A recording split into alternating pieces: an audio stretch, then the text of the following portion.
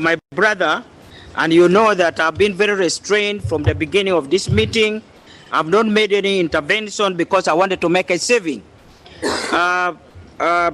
Mr. President, you are aware that there has been a lot of campaign against Uganda.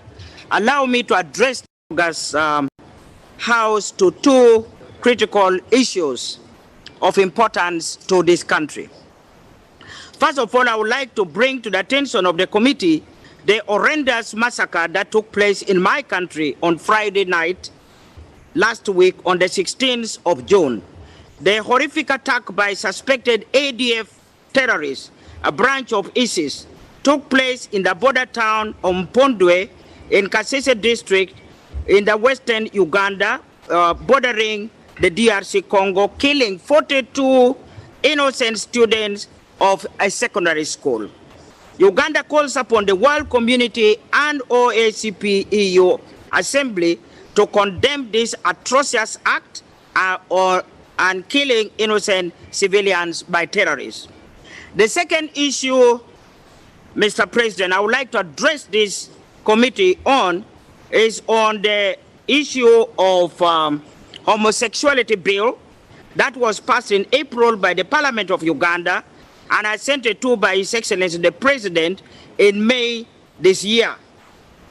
The passing of this bill has caused a lot of excitement across the world.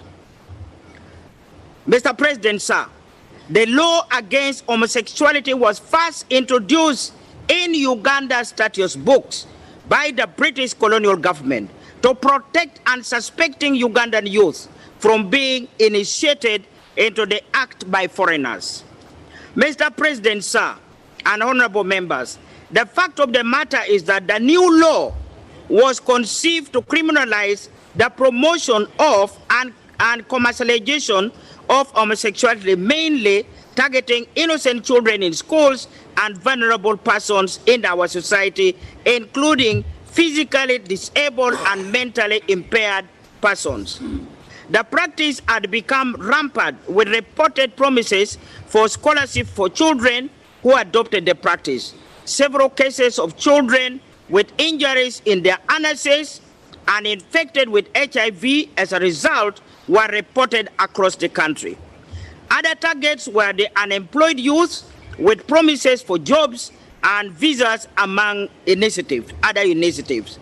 This necessitated the enactment of this law to protect these vulnerable persons in our society. No country will condemn pedophiles in its country. No country will condemn the advantage that people are taking upon our vulnerable children.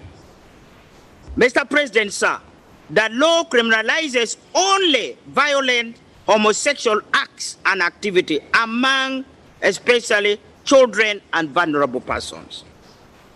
The law provides for rehabilitation of all those who have been declared homosexual but are willing to come out of it willingly.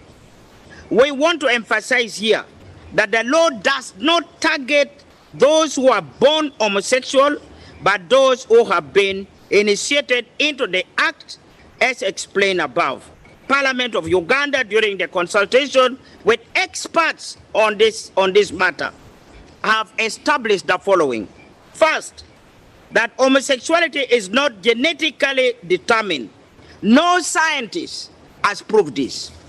Second, it is a form of mental state, it has been confirmed, and it needs rehabilitation for the victims.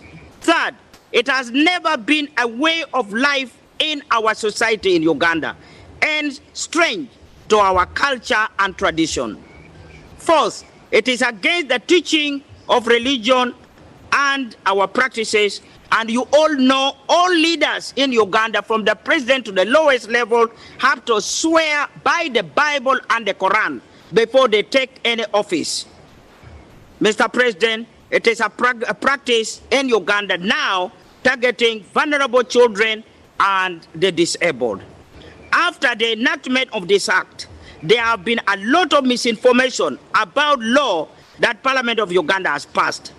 We would wish to clarify, therefore, that this law does not criminalize persons who simply dress or appear to look like homosexuals. In addition, the law imposes the death penalty for aggravated offenses. I want to repeat, aggravated sexual offenses for both homosexual and heterosexuals, not for homosexual only. Aggravated sexual offense against homosexual and heterosexuals. Mr. President, take note of this.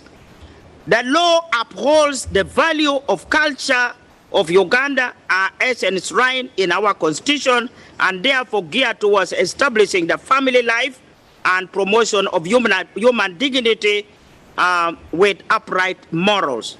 Finally, Uganda delegation therefore implores fellow OACP and EU members to understand the reason behind this law and to support this move and promote the same in their countries. We join this partnership not to lose our sovereignty. I repeat, we join this partnership not to lose our sovereignty. We strongly implore this assembly not to allow the issue of polygamy and the issue of homosexuality to become a precondition for trade agreements and a basis for sanctions. Uganda strongly condemns resolution passed by the EU Parliament on the 20th of April this year, threatening sanctions against Uganda for protecting its children, its vulnerable children, protecting our children from injuries on their anuses, for protecting our children from being taken advantage of. Uganda is being threatened to undergo sanctions by the EU partner. You, the ACP EU group, we implore you to stand by Uganda. This is a vice which will start with Uganda but will end by you. We must stand up and prove we are a sovereign country. We are not going to be allowed to be dictated to when we are protecting our vulnerable children. Uganda therefore pledges to remain steadfast in its commitment to uphold, promote, and protect the human rights of its national and other individuals living in the country. This is in accordance with our constitution. I beg to submit, Mr. President.